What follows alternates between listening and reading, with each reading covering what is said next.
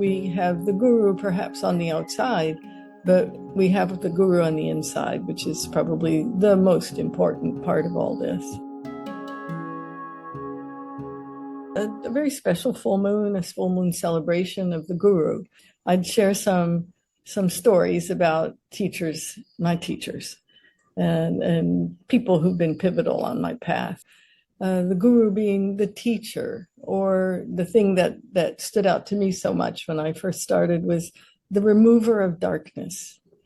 And for me, that just, that was something really profound. I said, yes, I would like something that removes the darkness.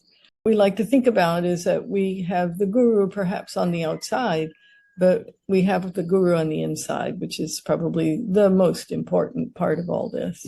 So the first one is a lady named Sandra Kozak, Sandra Summerfield Kozak.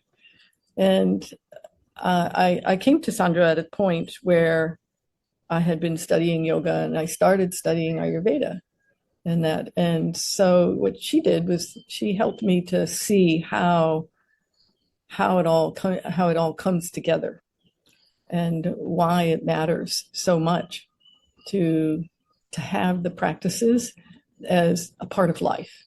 In other words, that it's not just something, oh, this is something I do yoga or I do Ayurveda. No, it is just becomes a part of us or a part of myself. That's what happened for me.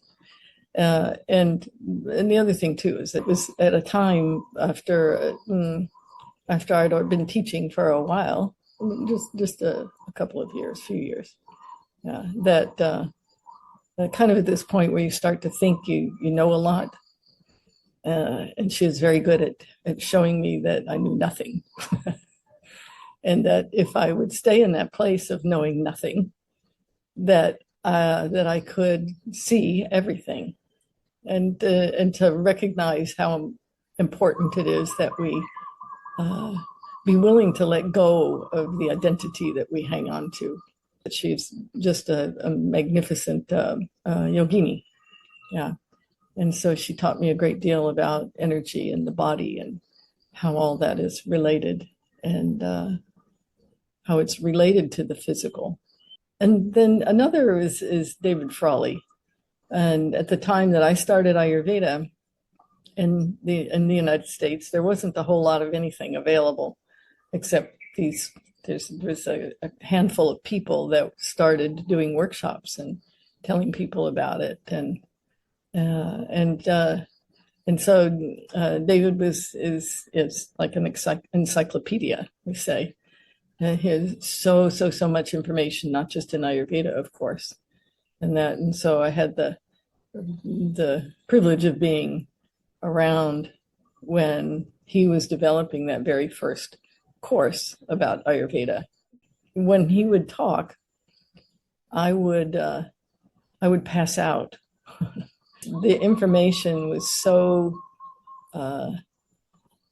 simple, and I had difficulty taking it in. But as he would talk about the Vedas and the ancients and that, I would feel like I passed out. But every time I would listen to him talk, I would leave a different person.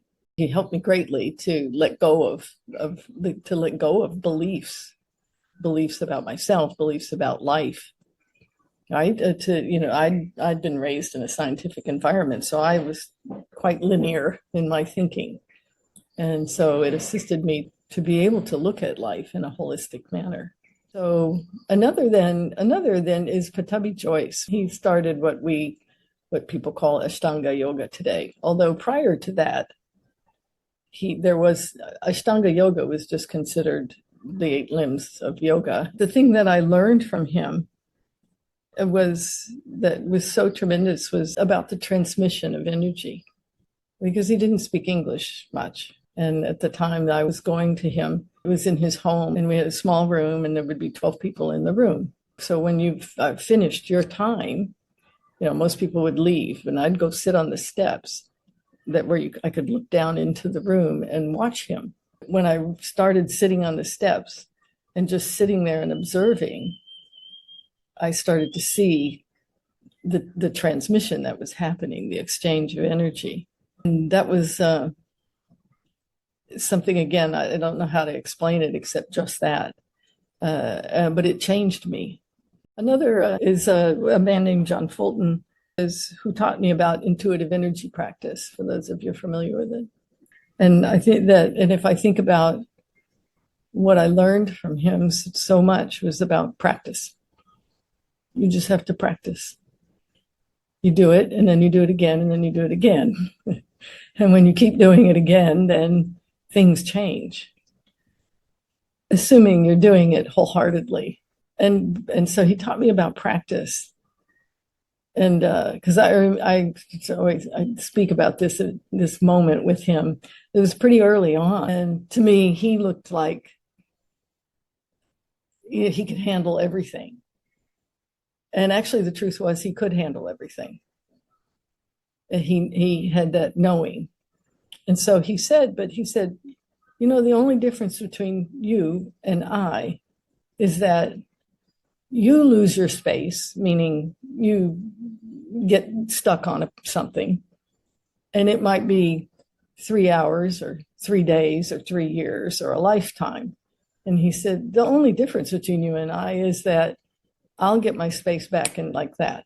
And then he went on to say that happens with practice. Yeah. So which is of course, you know, what we talk about. We say we practice Ayurveda. We practice yoga. So these are all things that have helped shape me. And then there's one other thing, which was a man named Sree Vasant Paranjpe. He is a man who took Agnihotra around the world. Agnihotra has made such a difference in my life.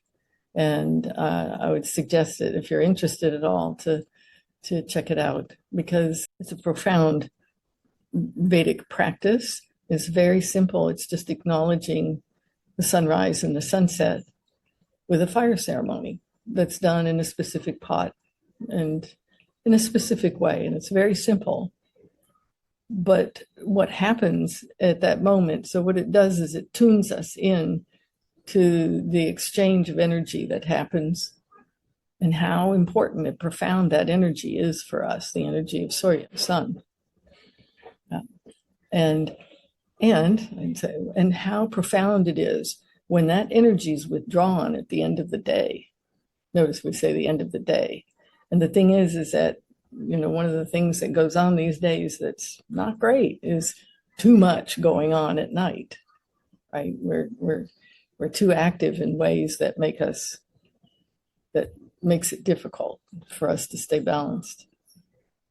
For me, it was a distillation of yoga to the very essence of the practices that are most important for us. So if we think of guru then in the bigger sense, it is, you can think of it as the all-pervading consciousness. It's not just one form. It's not just our one teacher or one guru. There's one other teacher in my life that is, no, there's two. There's two. One is my mother, was my mother.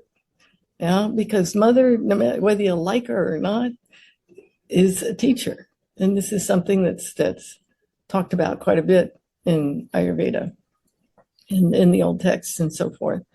And something that we need to relearn to cherish again, and to recognize that there are duties as a mother. And then the other is my students and the clients and everybody we work with, right? Because I learn something every time I do a consultation, every time we have a lecture or something like that. When we honor the teachers and we honor the teachings, then there's a level where we're honoring the guru within. Yeah, we honor the flow of energy in life. You know, some people can get pretty attached to the guru, whether regardless of what it is, whether it's a person or somebody who's passed on or something else.